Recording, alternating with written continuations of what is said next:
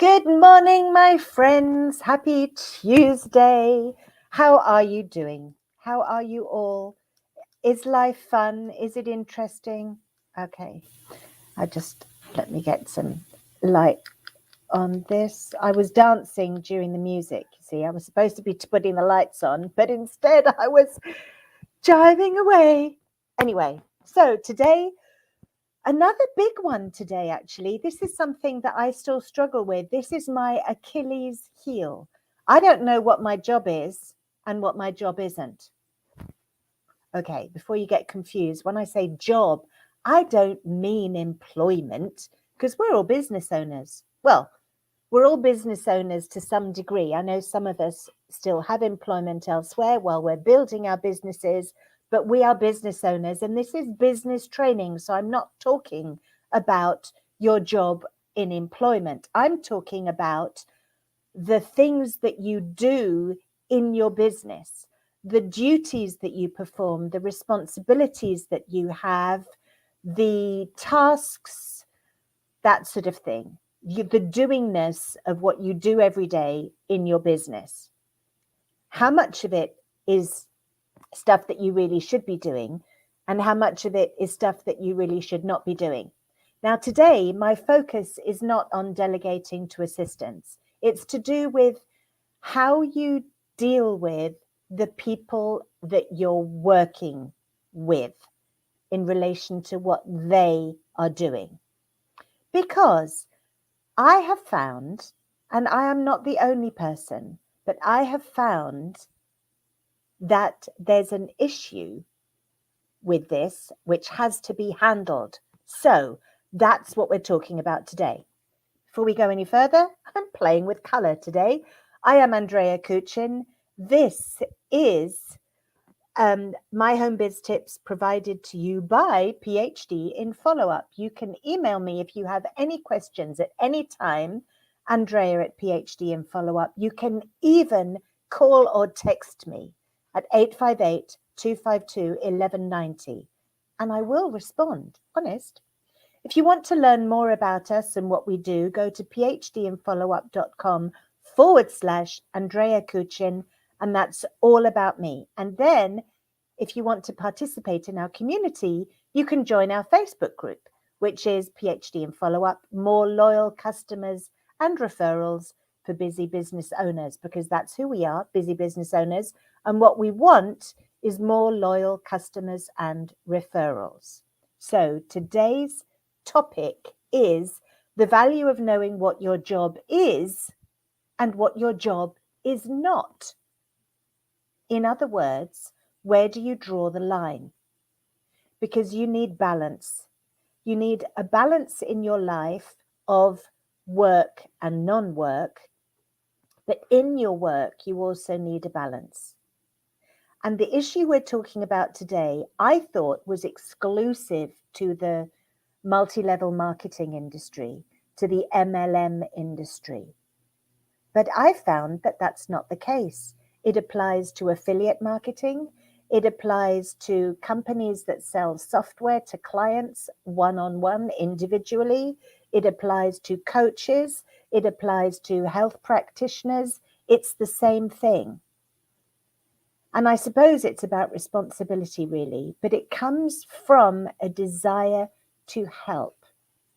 Most of the people I work with and the people that I know and that I'm associated with have a deep, burning desire to help, either with your business or with your health or with your mindset, the way you think about things. They have a burning desire to help, and they will do anything to help someone.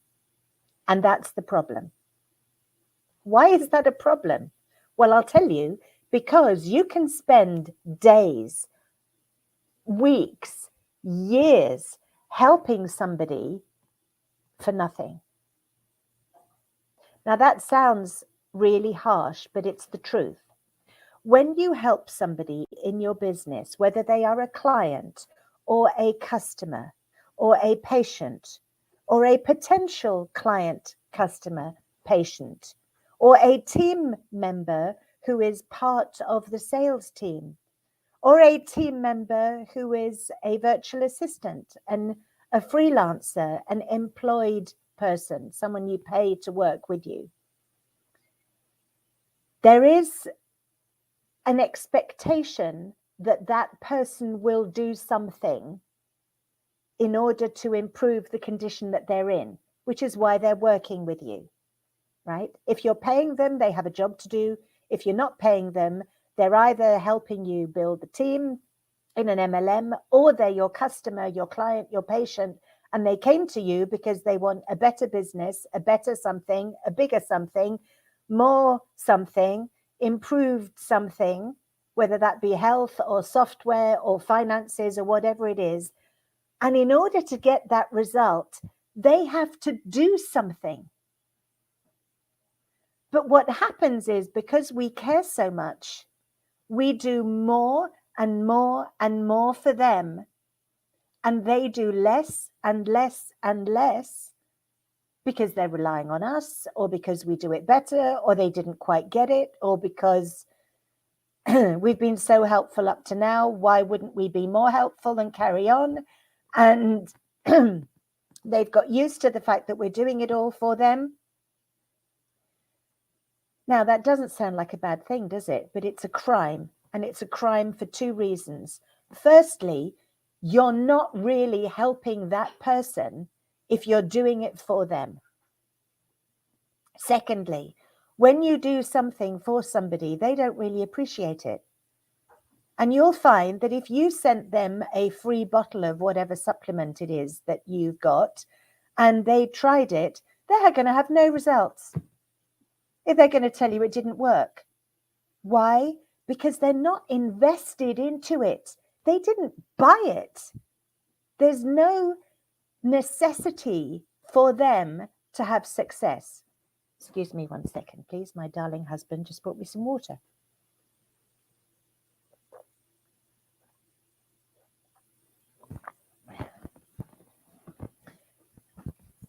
So, sometimes going the extra mile to help an individual person doesn't pay off for them or for you. Because if you've just sent out a free jar of whatever it was, or spent an hour on another introductory consultation, or an extra half an hour helping them with their tech, because they're not doing it, then you've taken time away from somebody else who might be responding better to your help and support. This all sounds awful, doesn't it? It sounds like I'm telling you that you should put limits on how much you support people. No, that's not what I'm saying. You should never put limits on how much you support people. But you will get a better return for your effort, both financially and spiritually, from a point of your morale and your testimonials and that person's result, if you work with people who are also willing to make an effort.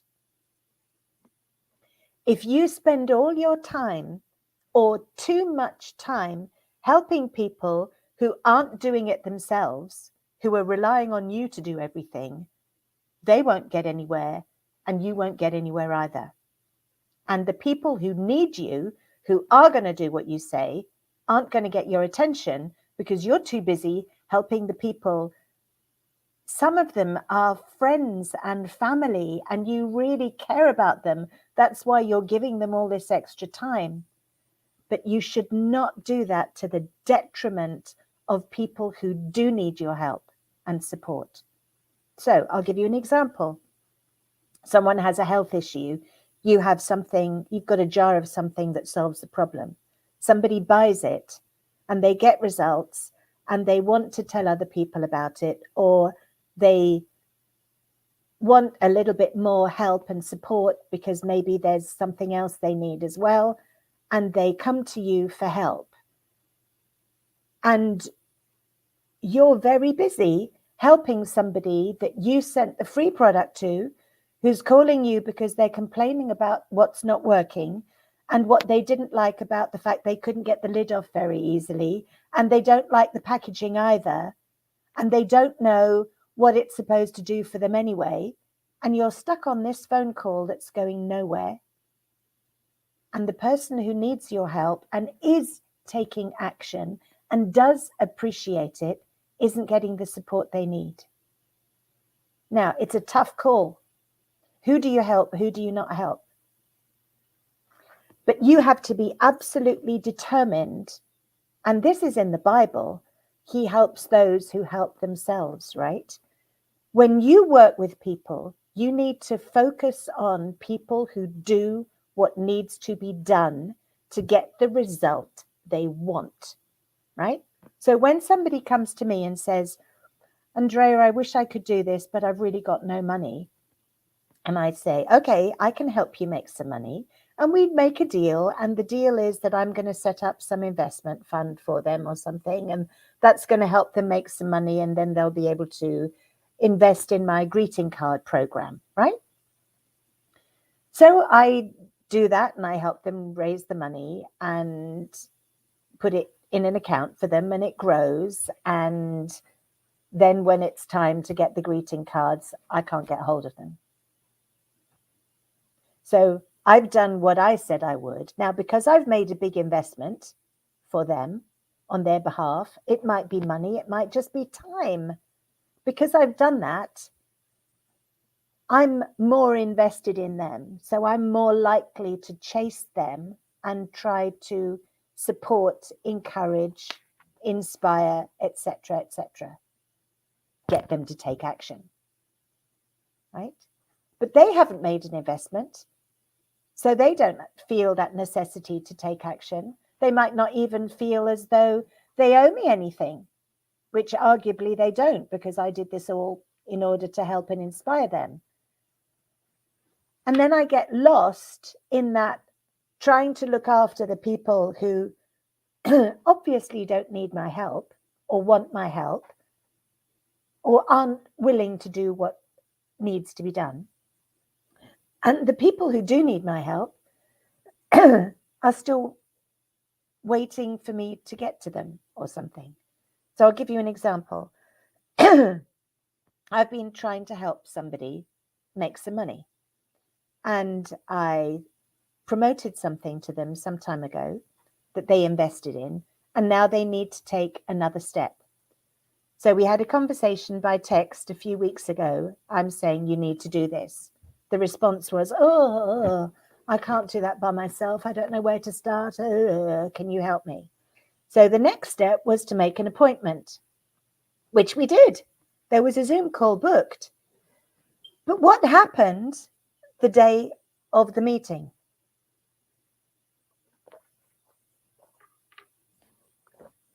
Notice I very cleverly gave you some time to think of an answer there.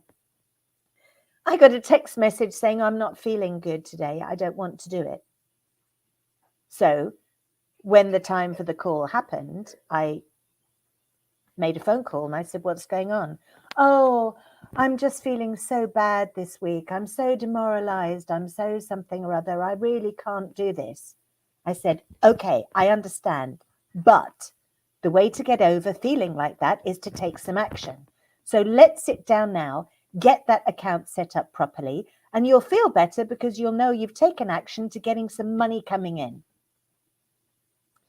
Oh, but my computer died because, it's not charged and I don't know where the charger is. I think I might have left it at somebody else's house, and so on and on and on and on and on. And the dog ate my homework, right? You know how it is.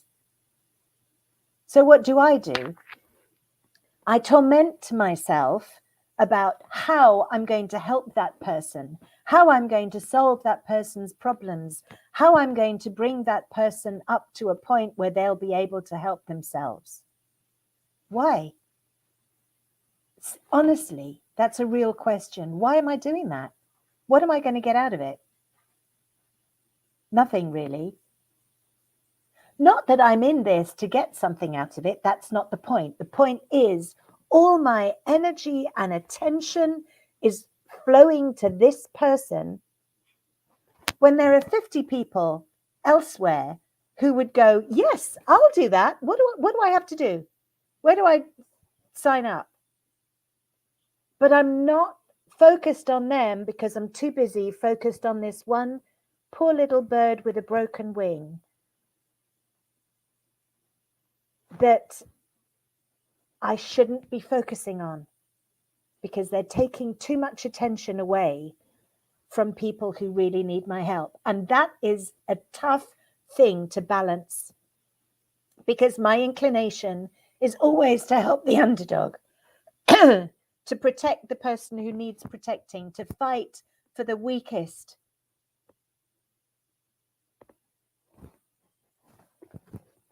The lesson here is fight for the people who are fighting for themselves.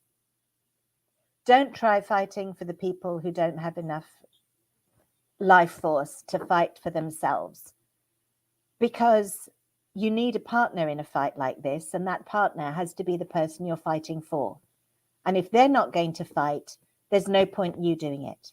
You need to go and find people who are willing to do what you're willing to do to get their results. Yes, sounds crazy. But there are people out there who want you to do everything, and they want results for no effort. The world doesn't work that way. You don't get something for nothing. There really is no such thing as a free lunch. So the lesson here for you business owners out there, especially you business owners who care deeply, deeply, deeply about the people you're working with and you're working for, is don't work for everybody. The people who seem to need you the most may be the ones that you really should not be working with. It's the people who are willing to do some work themselves that you can help the most. And that, my friends, is where your focus should be. So your job is to work with the people who will do the work. Your job is not to try to fix the broken wings on the pigeons. Pigeons being birds that don't even fly anyway, if that makes sense. Don't spend too much time devoting your energies, your effort, your life, your creativity on people who don't appreciate it, even if they really look like they need it and they beg you for it. Work with the people who almost don't seem to need you, because you'll find that they deeply appreciate you. Working with them will be deeply rewarding for you and for them, and you'll get way, way better results, which will have a bigger impact on the world than that pigeon with a broken wing. Feed it by all means, but don't spend too much time and energy on it. Focus on where people need you the most, which might not appear to be where they need you the most. Put all your energy there, and the rewards will be huge and enormous. Okay, any questions? Andrea@phdinfollowup.com, or call or text 858-252-1190. For more information, phdinfollowup.com/Andrea Kuchin, or join our Facebook group for group community support. My name is Andrea Kuchin. This was My Home Biz Tips, brought to you by PhD in Follow-Up. The value of knowing what your job is and what your job is not. And I hope that is now absolutely crystal clear for you guys. Thank you so much. I look forward to seeing you here again next week. Have a fabulous, fabulous week, and we'll talk again soon. Bye-bye.